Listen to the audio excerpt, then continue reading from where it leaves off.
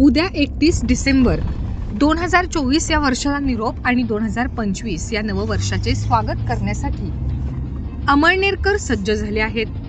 यासाठी शहरात हॉटेल आणि परमिट रूम, बियर बार व रोषणाई देखील करण्यात आली आहे. या निमित्त अमळनेरमधील देशी बियर शॉप आणि वाईन शॉप रात्री 1 वाजेपर्यंत खुले राहणार आहेत, तर permit room, beer bar, hotel रात्री 1:30 वाजेपर्यंत सुरू ठेवण्यास परवानगी देण्यात आली आहे. अमळनेर पोलीस दलाने देखील 31 डिसेंबर निमित्त विशेष तयारी केली आहे. शहरात पोलीस दलातर्फे पैलाड, गलवाडे रोड आणि धुळे रस्त्यावर नाकाबंदी करण्यात येणार आहे. तसेच शहरातील मुख्य चौकात आणि संवेदनशील भागात पोलीस विशेष गस्त घालणार आहेत. इतकेच नव्हे तर दारू पिऊन गाडी चालवणाऱ्यांवर पोलिसांची करडी नजर असणार आहे. आपल्यावर पोलीस कारवाई होऊ शकते. नवीन वर्षाच्या आपल्याला आतापासूनच अमळनेर 7 न्यूज कडून हार्दिक शुभेच्छा.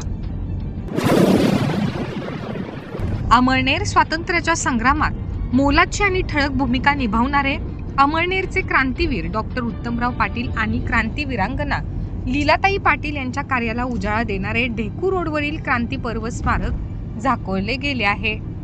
उद्घाटनाच्या प्रतीक्षेत येथील शिल्पावर धूळ बसून क्रांतिकारकांचा अपमान होत आहे.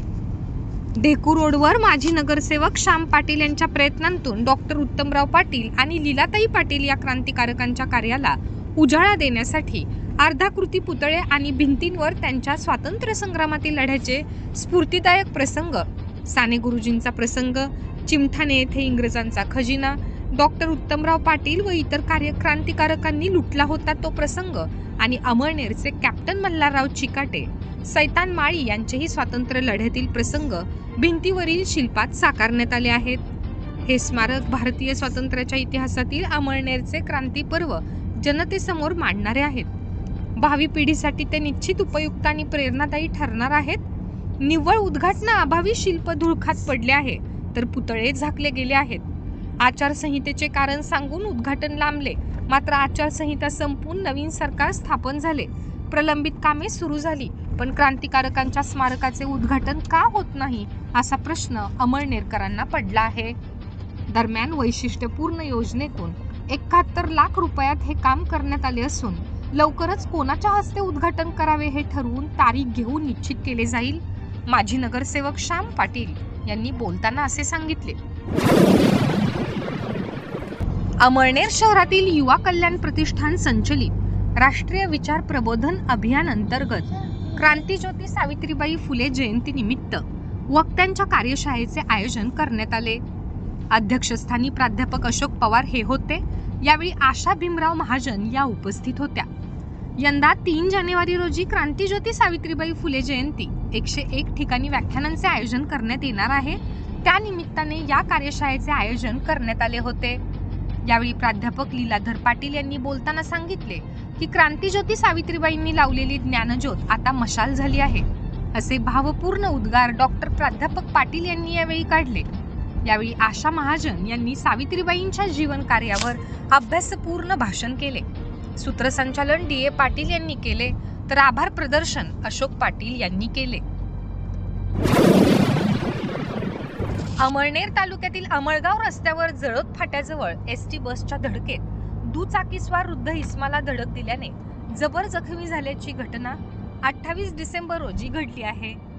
प्रवीण शालिग्राम पाटील यांनी दिलेल्या फिर्यादीनुसार त्यांचे वडील शालिग्राम मनसाराम पाटील राहणार दोदवद हे 28 रोजी दुपारी 2च्या सुमारास स्वतःच्या दुचाकीने अमळगावकडे जात असताना जळोद फाट्याजवळ वळणावर समोरून येणाऱ्या ST बस क्रमांक MH20BL 0934 वरील चालकाने भरधाव वेगाने दुचाकीला धडक दिली. त्यामुळे शालिग्राम पाटील यांच्या चेहऱ्याला, तोंडाला, हातापायाला व छातीला जबर दुखापत झाली. त्यांच्यावर खासगी रुग्णालयात उपचार सुरू असून या प्रकरणी मारवड पोलिसात गुन्ह्याची नोंद करण्यात आली आहे. पुढील तपास हेड कॉन्स्टेबल सचिन निकम हे करीत आहेत. अमळनेर शहरातील युवा कल्याण प्रतिष्ठान संचलित राष्ट्रीय विचार प्रबोधन अभियान अंतर्गत क्रांतीज्योती सावित्रीबाई फुले जयंती निमित्त वक्त्यांच्या कार्यशाळेचे आयोजन करण्यात आले. अध्यक्षस्थानी प्राध्यापक अशोक पवार हे होते. यावेळी आशा भीमराव महाजन या उपस्थित होत्या. यंदा 3 जानेवारी रोजी क्रांतीज्योती सावित्रीबाई फुले जयंती 101 ठिकाणी व्याख्यानांचे आयोजन करण्यात येणार आहे. त्या निमित्ताने या कार्यशाळेचे आयोजन करण्यात आले होते. यावेळी प्राध्यापक लीलाधर पाटील यांनी बोलताना सांगितले की क्रांतीज्योती सावित्रीबाईंनी लावलेली ज्ञानज्योत आता मशाल झाली आहे, असे भावपूर्ण उद्गार डॉक्टर प्राध्यापक पाटील यांनी यावेळी काढले.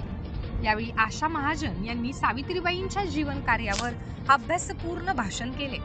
सूत्रसंचालन डी.ए. पाटील यांनी केले, तर आभार प्रदर्शन अशोक पाटील यांनी केले.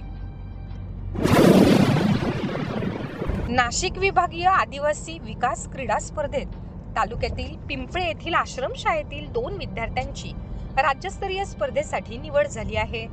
सवित सीताराम पावरा या विद्यार्थ्याने 17 वर्ष वयोगटात 600 मीटर धावणे प्रकारात द्वितीय व वासुदेव भीमसिंग पावरा याने 19 वर्ष वयोगटात 100 मीटर धावणे या क्रीडा प्रकारात प्रथम क्रमांक पटकावला. 19 वर्ष वयोगटात लांब उडीमध्ये वासुदेव पावरा याने प्रथम क्रमांक मिळवला आहे. विद्यार्थ्यांचे सर्वत्र अभिनंदन होत आहे. अमळनेर तालुक्यातील ज्येष्ठ पत्रकार सुभाष पाटील घोडगावकर यांना राज्य सरकारची पत्रकार पेन्शन लागू केली असून तालुक्यातून पत्रकारितेत पेन्शन घेणारे ते पहिले ज्येष्ठ पत्रकार ठरले आहेत.